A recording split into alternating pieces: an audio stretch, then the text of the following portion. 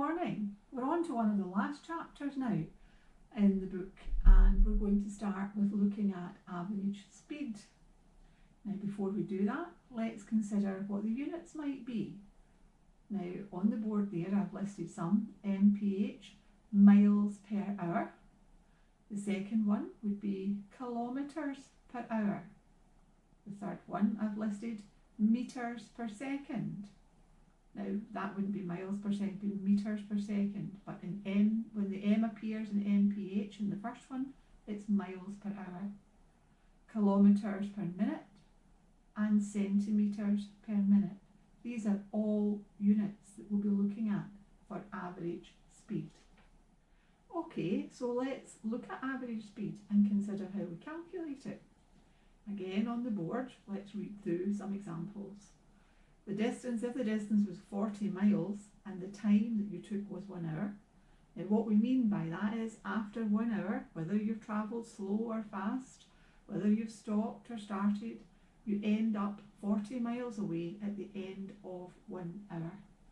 What we would mean then is our average speed would be 40 miles per hour. After 1 hour, you've travelled 40 miles. So the average speed, 40 miles per hour. Now, if we look at the second example, if we had a distance of 40 miles and it took us 2 hours, that's the same distance but taking much more time. So our average speed would be slower. It's maybe a tourist. So the distance of 40 miles in 2 hours then would be 40 miles in 2 hours. The average speed would be 40 divided by 2, 20 miles per hour.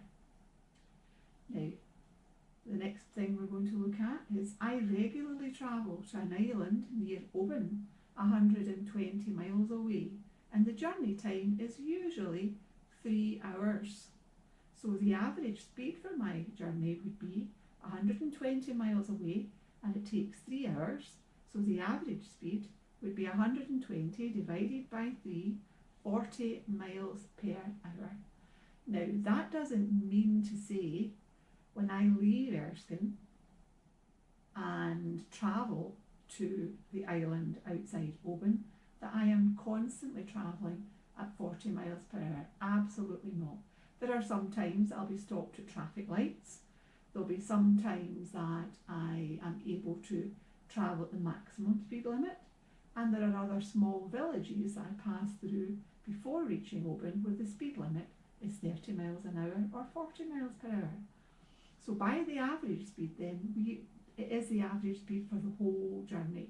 So if 120 miles away and it takes me 3 hours, then the average speed would be 40 miles per hour. Let's go back to our distance of 40 miles, and this time it's covered in half of an hour. So it's the same distance but taking much less time. So the speed here would be much faster. 40 miles in a half of an hour, then it would be 80 miles in 1 hour. 80 miles per hour then would be the speed there, which is breaking the speed limit. Distance of 40 miles in half of an hour, 80 miles in 1 hour, an average speed of 80 miles per hour. Okay, let's look at my journey again. 120 miles in 2 hours, then the speed would be 120 divided by 2, 60 miles per hour. 120 miles in 3 hours, the speed would be 120 divided by 3, 40 miles per hour.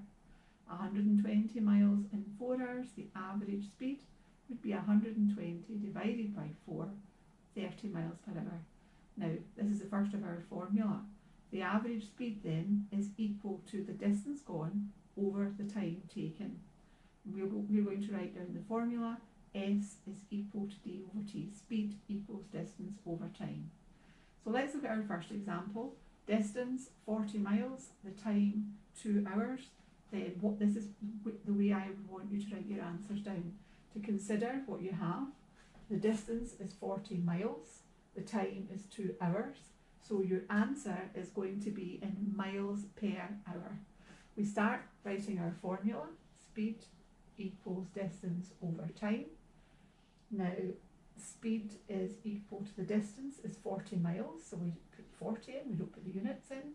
40 over 2. The speed is equal to 20, and our units are miles per hour. So 3 lines of working. Start with your formula. Speed equals distance over time. Put your values in and be sure you have your correct unit of speed in the last line. Okay then, let's see how we would calculate the average speed and how I would want you to set it down in your jotter. So the first one, distance is 100 metres, time taken 10 seconds.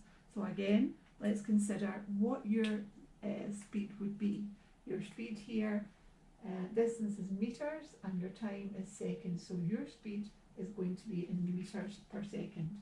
3 lines of working as before. We write down our formula. The formula is speed equals distance over time. Then we put our values in. Distance 100 divided by 10. So the speed is equal to 10 metres per second. Now that is the speed, that's Usain Bolt speed, the world's fastest sprinter, 10 metres per second. So in the second one, let's look at how that speed compares with Usain Bolt's speed of 10 metres per second. Now the distance is 1.5 kilometres and the time is 240 seconds. Now if we're going to compare these speeds, we would want to find this speed also in metres per second. So an additional task here. Let's write down our distance. The distance is equal to 1.5 kilometres.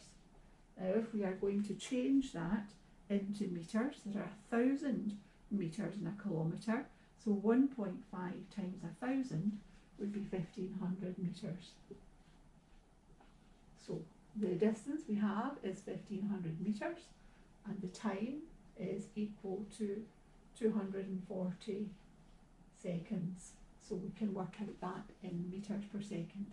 To do our calculation, our 3 lines of working, speed equals distance over time. Speed is equal to 1,500 over 240. And you can work that out in your calculator. 1,500 divided by 240 would be 6.25 metres per second.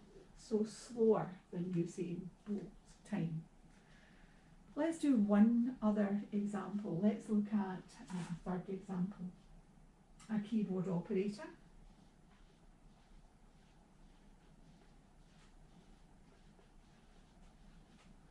And they do 945 words.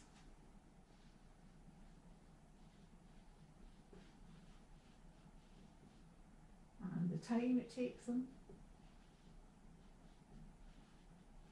is 15 minutes.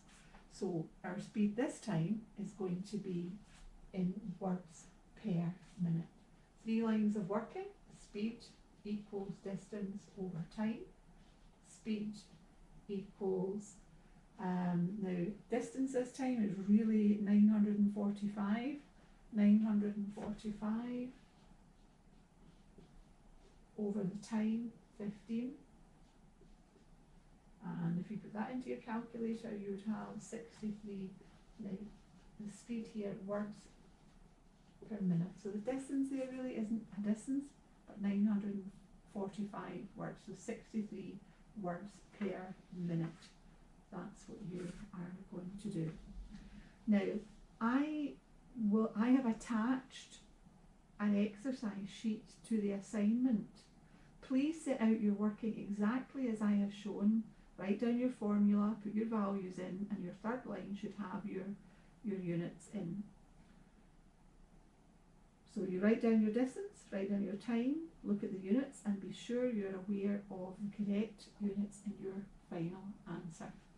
Okay? Doing very well, thank you very much.